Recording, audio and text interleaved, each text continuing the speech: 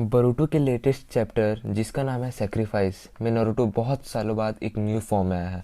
वो फॉर्म इतना पावरफुल है कि अगर वो उसको यूज़ करेगा तो वो मर जाएगा। तो नारुतो का सेक्रीफाइस होना बोरुटो के मांगा में फाइनली आ गया है। तो जो ये न्यू फॉर्म है नारुतो के पास बहुत पहले से ही है, बिकॉज अकॉर्डिंग टू कोरामा वो नारुतो को इस न्यू फॉर्म के बारे में कभी भी नहीं बताया था, क्योंकि नारुतो इतना बेकरार नहीं था कि न्यू फॉर्म को यूज़ करके अपनी लाइफ को रिस्क में डाले। ये बात मेरे को भी ऑड लगा, क्योंकि ऐसा बहुत बार सिचुएशन क्रिएट हुआ है जिसमें नारुतो मरते मरते बचा है अगेंस्ट किसी स्ट्रॉन्ग एनिमी के जिसके पास बहुत अलग टाइप के पावर हो। तो ये न्यू फॉर्म उसके काम उस टाइम भी आ सकता है।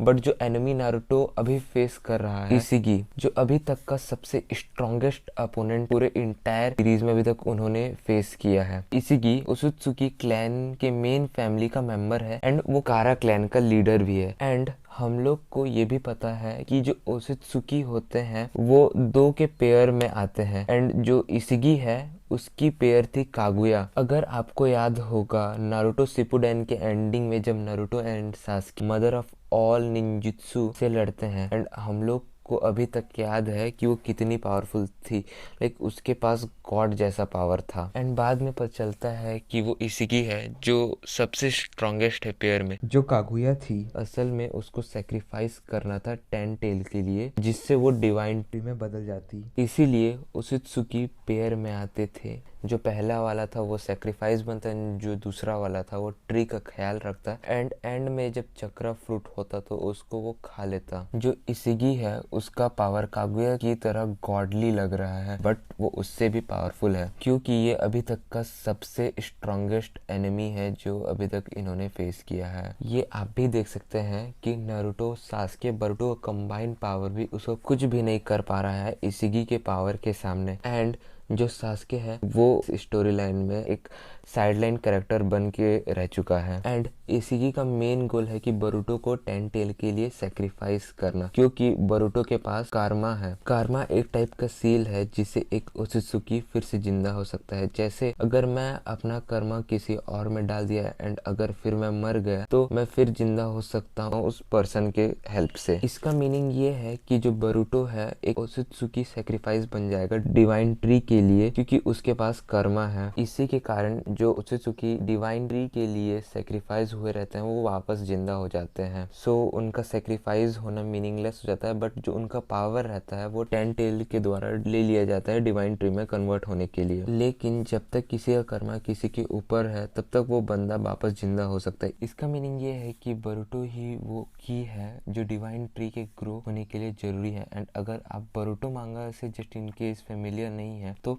कर्मा बेसिकली आपको गॉड जैसा पावर प्रोवाइड करता है। जब से बोरुटो के पास कर्मा है तो वो ओत्सुकी का पावर यूज कर सकता है, चाहे वो जिसका भी कर्मा है तो वो उसका पावर यूज कर सकता है। फिर हम देखते हैं कि जो बोरुटो है वो इशिगी के अगेंस्ट लड़ने की कोशिश करता है, जिसकी वजह से उसका हाथ टूट जाता है। एंड इशिगी ये बोलता है कि मैं तुमको नहीं मारूंगा क्योंकि मुझे तुम्हारा सेक्रीफाइस करना है 10 टेल के लिए। इसका मीनिंग ये नहीं है कि मैं तुमको चोट नहीं पहुंचा सकता हूँ। फिर उसने सास्के को जमीन में पटक दिया। सास्के को देख के ऐसा लग रहा है कि वो पूरी तरह से हार मान गया है एंड बस वो कुछ ही समय तक लड़ पाएगा। फिर हम देखते हैं कि नारुतो जो अपना लास्ट होप है वो बोरुटो एंड सास्के के हेल्प के लिए जल्दी से आ रहा है, लेकिन कि जो नारुतो है वो चक्रा ट्रैक करने की एबिलिटी को खो चुका है। शायद तक ये जो काले रहस्यमय पत्थर जो इशिगी ने बुलाया था नारुतो एंड सास्के को जमीन में दबा देने के लिए, लेकिन असल में दोनों जन अलग हो जाते हैं उस काले पत्थर की वजह से। फिर हम देखते हैं कि जब नारुतो सास्के एंड बोरुटो की मदद करने जा रहा था तब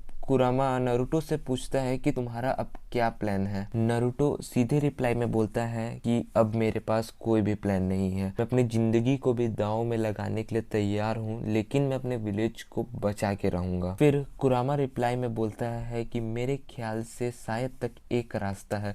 नारुतो को बताता है कि एक ऐसा फॉर्म है जिसके वो काबिल है, लेकिन उसको अपनी जिंदगी से हाथ धोना पड़ जाएगा। फिर जब नारुतो कुरामा से पूछता है कि तुमने मुझे ये बात पहले ही क्यों नहीं बता दिया था, कुरामा बोलता है कि तुम उस फॉर्म से मर जाते, लेकिन अभी हम लोग मर सकते हैं, इसलिए अब ये तुम्हारा डिसीजन है कि अब क्या करना है। जब नारुतो मुकाबले की जगह फिर से पहुंचता है तो वो इशिगी को एक लात मार के दूर फेंक देता है एंड अपने न्यू फॉर्म में बदल जाता है। मेरे ख्याल से एक अच्छा एक्सप्लेनेशन था कि क्यों हम लोग नारुतो या फिर सास्के को बोरुतो के फर्स्ट एपिसोड में नहीं देख पाए एनिम और मांगा में। हम लोग सिर्फ देखते हैं कि जो बोरुतो है वो कवाकी के अगेंस्ट अकेले खड़ा है एंड कवाकी बोलता है कि वो बोरुतो को 7th के पास भेज देगा। इसका मीनिंग यही है कि नारुतो का मरना आ चुका है, यानी अगले बोरुतो के चैप्टर में शायद तक नारुतो मर जाएगा। भले ही नारुतो अभी मर जाए, लेकिन इसका मीनिंग ये नहीं है कि उसको नारुतो की सीरीज से हमेशा हमेशा के लिए निकाला जाएगा। जैसे हम लोग को पता है कि नारुतो में बहुत रास्ते हैं मरे हुए को जिंदा करने के लिए, लेकिन अगर वो यहाँ सेक्रीफाइस कर लिया तो कोई अलग चीज से उसको वापस ला सकते हैं या फिर उसको बचा लेंगे। लाइक माइटी गाय जैसा ट्रीटमेंट देके बचा सकते हैं, क्योंकि माइटी गाय ने 8 गेट ऑफ डेथ को खोला था एंड नारुतो ने माइटी गाय को बचा लिया था एंड जितने भी 8 गेट की इफेक्ट सबको रोक लिया था सेज ऑफ सिक्स पाथ के पावर से। इवन कुरामा सोचता है कि नारुतो इस न्यू फॉर्म से मर जाएगा, लेकिन नारुतो शायद तक इस फॉर्म से मरेगा, बट मेरे हिसाब से नारुतो मर जाएगा। और साथ में ही सास्के भी एंडिंग में अपने आप को सेक्रीफाइस कर लेगा इन आने वाले चैप्टरों में, क्योंकि हम लोग ने उसको भी फ्यूचर में नहीं देखा था। नारुतो की न्यू फॉर्म की क्या कैपेबिलिटी है हमको नहीं पता, और उसको क्या बोले एंड वो क्या चीज के काबिल है हमको नहीं पता। मेरे हिसाब से नारुतो को और क्या दे सकते हैं, और ज्यादा चक्रा